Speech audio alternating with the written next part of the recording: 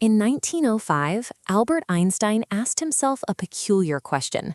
What would the universe look like if you could ride alongside a beam of light? Special relativity suggests that as an object approaches the speed of light, its internal clock slows down. If you could reach that absolute speed limit, your time would halt completely. From the perspective of a photon, the universe is static. It experiences zero elapsed time between its birth and its death. Quantum mechanics, however, presents a different reality. When two particles become entangled, interacting with one immediately affects the other, regardless of the distance between them. This interaction is instantaneous, as if the light connects every point in space at once. We are left with a massive contradiction.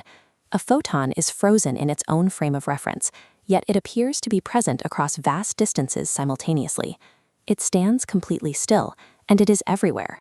Treating these two facts as a paradox suggests that our most basic map of time and space is broken.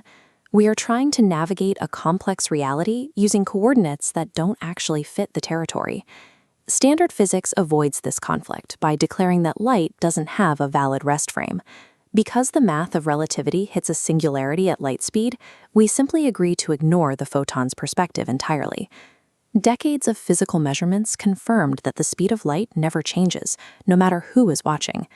Physicists accepted this constant speed as a brute fact of the universe, focusing on the numbers rather than what the light is actually experiencing. This refusal to consider light's perspective obscures a geometric architecture that remains invisible on our standard maps. We are measuring the edge of a structure we don't yet understand. This paradox is a direct result of our limited mathematical tools.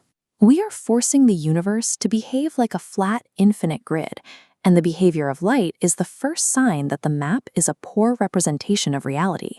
When a smooth, continuous map breaks, we have to look at the universe in discrete steps. The observer-dependent framework proposes that reality isn't a flowing stream, but a sequence of updates, cycles of information called self-observation iterations. To map where light fits, imagine a horizontal line. At zero, relativity's frozen perspective drops. Time stops, no updates occur. At the other end, quantum entanglement lands on infinity, updating everywhere simultaneously. On this flat map, zero updates and infinite updates are absolute opposites. They are separated by an unbridgeable distance, making the two properties of light look like a total contradiction. To solve this, we can apply projective geometry, a specialty of physicist Roger Penrose. His work with compactification allows us to take an infinite line and close the loop. Imagine bending our flat timeline into a loop, the RP1 projective line. As it closes, the 0 and infinity markers perfectly overlap. This is Theorem 1. Light doesn't switch states. It resides at this unified pole where 0 and infinity are exactly the same point.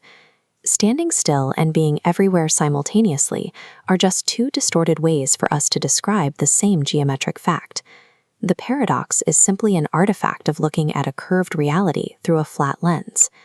If light is actually tied to this single geometric point, why do we measure it moving at 300,000 kilometers per second? That speed is a product of our own measurement conventions. Our definitions of a meter and a second are earthbound tools. We use them to divide up the universe into pieces we can track. At the most granular level, reality operates in discrete pixels. It has a minimum distance and a minimum duration for an update to occur. The constant c is the fixed ratio of those two structural scales. This speed limit is actually the maximum refresh rate of our observational reality. It is the fastest speed at which a human observer can process a change in the universe. When we measure the speed of light, we are not watching a particle flying through a void. We are detecting the hardware limits of our own existence.